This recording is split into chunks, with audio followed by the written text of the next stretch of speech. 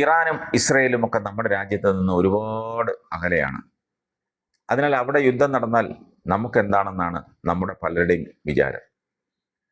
എന്നാൽ അതല്ല അവസ്ഥ. ഇറാനിലെ അമേരിക്കൻ ആക്രമണം ഏറ്റവും അധികം ബാധിക്കുന്നത് നമ്മുടെ രാജ്യത്തെയും കൊച്ചു കേരളത്തെയുമാണെന്നതാണ് സത്യം.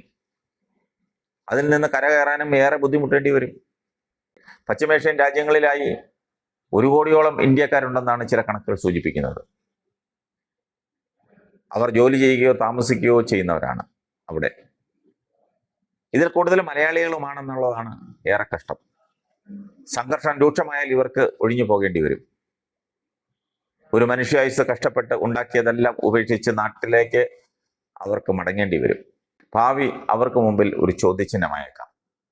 ഗൾഫ് രാജ്യങ്ങളിലെ സ്വദേശീവൽക്കരണം ഇപ്പോൾ തന്നെ കേരളീയരുടെ തൊഴിൽ സാധ്യതയെ സാരമായി ബാധിച്ചിട്ടുണ്ട്. അതിനിടയിലാണ് യുദ്ധം മൂലമുള്ള പ്രശ്നങ്ങളും എത്തുന്നത്. ഗൾഫ് രാജ്യങ്ങളിലെ അമേരിക്കൻ സൈനിക താവളങ്ങളാണ് ഇറാന്റെ പ്രധാന ലക്ഷ്യം. ഇത്തരം ഇടങ്ങളിലേക്ക് ഇറാൻ നിരവധി തവണ ആക്രമണം നടത്തി കഴിഞ്ഞു. അമേരിക്കൻ സൈനിക താവളങ്ങൾക്കടുത്തുള്ള സ്ഥാപനങ്ങൾ ഇപ്പോൾ തന്നെ ഭാഗികമായി അടച്ചിട്ടിരിക്കുകയാണെന്നാണ് ലഭിക്കുന്ന റിപ്പോർട്ട്. മിസൈൽ ആക്രമണം ഉണ്ടാകുമെന്ന മുന്നറിയിപ്പിനെ തുടർന്ന് ജോലിക്കെത്തുന്ന തൊഴിലാളികളെ താമസ സ്ഥലത്തേക്ക് തന്നെ തിരിച്ചയക്കുന്നു. ഭീഷണി ഒഴിഞ്ഞതിന് ശേഷം മാത്രമായിരിക്കും ഈ സ്ഥാപനങ്ങൾ തുറന്നു പ്രവർത്തിക്കുന്നത്.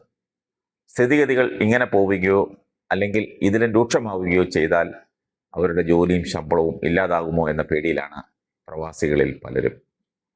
ഇന്ത്യയിൽ നിന്നുള്ള കയറ്റുമതിയെയും ഇറാൻ സംഘർഷം കാര്യമായി ബാധിച്ചേക്കും. സുഗന്ധവ്യഞ്ജനങ്ങൾ, ബസുമതി അരി തുടങ്ങിയവയാണ് ഇന്ത്യയിൽ നിന്ന് ഇറാനിലേക്ക് കൂടുതൽ കയറ്റി അയക്കുന്നത്. 2024-25 വർഷത്തിൽ മാത്രം 8,55,000 മെട്രിക് ടൺ ബസുമതി അരിയാണ് ഇറാനിലേക്ക് കയറ്റി അയച്ചത്. 2024 കയറ്റി അയച്ചത് 38,72,000 മെട്രിക് ടൺ ഏലമാണ്. ഇന്ത്യയിൽ ഏലം ഉൽപ്പാദിപ്പിക്കുന്നതിൽ കൂടുതലും കേരളത്തിലാണെന്ന് നാം ഓർക്കണം. ഗൾഫിനെ അറബിക്കടലുമായി ബന്ധിപ്പിക്കുന്നത് ഹോർമുസ് കടലിടുക്കാണ്. എണ്ണ ഉൾപ്പെടെയുള്ളവ നമ്മുടെ നാട്ടിൽ എത്തിക്കാനുള്ള ചെലവ് പരമാവധി കുറയ്ക്കാൻ ഈ കടലിടുക്ക് വഹിക്കുന്ന പങ്ക് ചെറുതല്ല. സംഘർഷം കടുത്തതോടെ ഹോർമുസ് കടലിടുക്ക് ഇറാൻ അടച്ചുവെന്നാണ് പുറത്തുവരുന്ന റിപ്പോർട്ട്. ലോകത്തിലെ എണ്ണ പ്രകൃതിവാതക നീക്കത്തിന്റെ പകുതിയോളം നടക്കുന്നത് ഹോർമുസ് കടലിടുക്ക് വഴിയാണ്. ഒരു ദിവസം 55 ലക്ഷം ബാരൽ എണ്ണയാണ് ഇന്ത്യ ഉപയോഗിക്കുന്നത്. ഇതിൽ പകുതിയോളം ഹോർമുസ് വഴിയാണ് ഇന്ത്യയിലേക്ക് എത്തുന്നത്. അമേരിക്കൻ വ്യാപാര കരാറിനെ തുടർന്ന് റഷ്യയിൽ നിന്ന് ഇന്ത്യ എണ്ണ വാങ്ങുന്നോ ഇല്ലയോ എന്ന കാര്യത്തിൽ ഇപ്പോഴും വ്യക്തതയില്ല.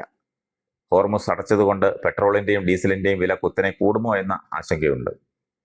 എണ്ണ വില കൂടുന്നത് നിത്യോപയോഗ സാധനങ്ങളുടെ വിലക്കയറ്റത്തിനും ഇടയാക്കും. ഹോർമുസ് അടച്ചിരിക്കുന്നത് ഇന്ത്യയിൽ നിന്നുള്ള ചരക്ക് കപ്പലുകൾക്ക് യാത്രാദൂരം കൂട്ടും. ഇപ്പോഴുള്ളതിനേക്കാൾ 20 ദിവസത്തോളം അധികം സഞ്ചരിക്കേണ്ടി വരുമെന്നാണ് ലഭിക്കുന്ന റിപ്പോർട്ട്. ഇത് സാധനങ്ങളുടെ ക്ഷാമത്തിനും വിലക്കയറ്റത്തിനും ഇടയാക്കിയേക്കും.